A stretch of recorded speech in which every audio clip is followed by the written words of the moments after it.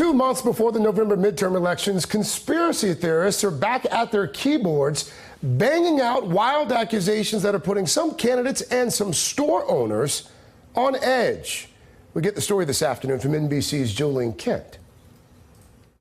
Andrew Richmond never thought his ice cream chain, Sweet Jesus, would be a target.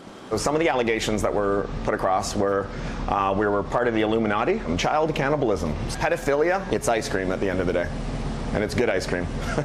It all started back in January when the Sweet Jesus shop in Baltimore started receiving strange messages on their social media pages, accusing the owners of running child sex trafficking rings. They received threatening phone calls, and online conspiracy theorists flooded their Instagram and Facebook pages with accusations and terrifying comments.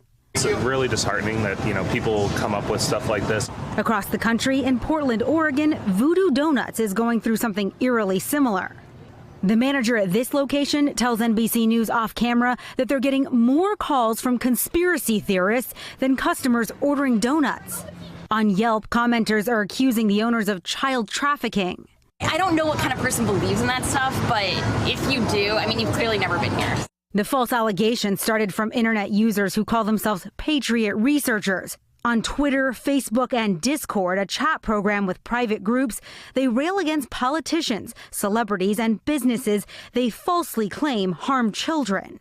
They also gain traction on Big League Politics, a far-right media outlet that pushes conspiracy theories run by a former Breitbart reporter. Republicans like Senator Ted Cruz, Representative Devin Nunes, and House Majority Whip Steve Scalise have all used Big League to fundraise.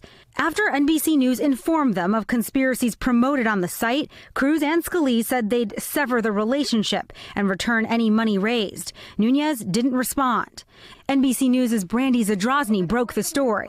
I found that there are hundreds, thousands of people congregating in some of the darkest corners of the internet, alleging things against local businesses, that they're involved in these terrible rings of pedophilia, and that online chatter is having some real consequence in the real world. The threats against Voodoo Donut appear to have grown out of a now-removed YouTube video that made baseless allegations against the donut chain, now stirring up real-world fear. When I talked to a manager at Voodoo, she expressed concern and said that she had met with her other managers and talked about what would we do if someone came in with a gun. So I don't know what resources they are expending, but I'm sure that it's in their mind, and I know that they have police presence sort of around and are thinking about this issue. In a statement, Portland police tells NBC News, based on what we've seen, there is no information to suggest that any of the allegations against Voodoo are credible. Back at Sweet Jesus Ice Cream, the co-founder is focused on safety. We're really worrying about the frontline people in the shops. I'm in the shop sometimes, and talked about lockdown procedures. We also talked about staff training on how to deal, we did staff training on how to deal with hostile customers, phone calls, anything that they'd get confronted with. Now, Portland police is also telling us here at NBC News that they've received an enormous number of phone calls and emails asking from conspiracy theorists why the police are not investigating these small businesses further.